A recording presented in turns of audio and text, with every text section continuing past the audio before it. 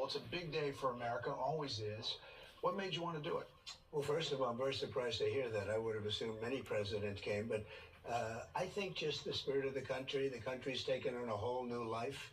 I thought it would be a good thing for the country to have the president be at the game. It's an iconic day. It's an iconic day. It's going to be a great game, two great teams, and let's see what happens. You know, it seems the first days of this administration are like a no-huddle offense. You know, plays going down the field, one after another. There's a long list of things you've already got done in 3 weeks. Big border policy changes, ICE crackdowns on criminals, taking biological men out of women and girls sports, big energy policy changes. So what's different with you and your administration? The difference between the 45th president and the 47th president? Well, with the 45th, I had tremendous opposition, but I didn't know people, and I didn't have the kind of support that I needed. I put people in office, some really great ones, but I had some that I wouldn't have put. I would have, known better if it were a couple of years later, or if I had a little more experience in D.C. I was a New York person, not a D.C. person. And I had a lot of opposition. I just noticed, I looked on the stage for the recent inauguration, and I'm looking, it's like a who's who of Washington.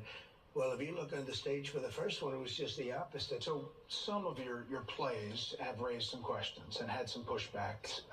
19 states attorneys general filed a lawsuit, and early Saturday, a judge agreed with them to restrict Elon Musk and his government efficiency team, Doge, from accessing Treasury Department payment and data systems. They said there was a risk of irreparable harm.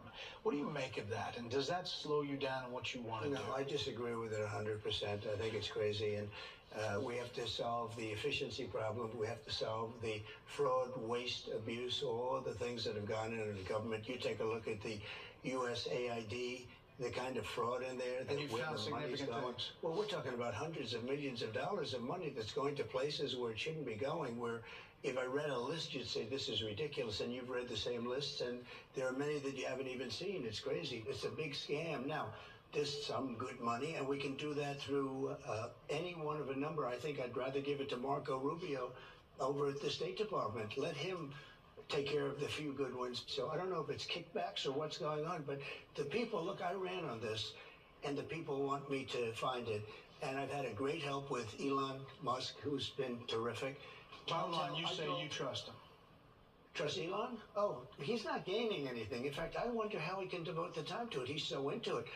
But I told him do that. Then I'm going to tell him very soon, like maybe in 24 hours, to go check the Department of Education. He's going to find the same thing. Then I'm going to go to the military. Let's check the military. We're going to find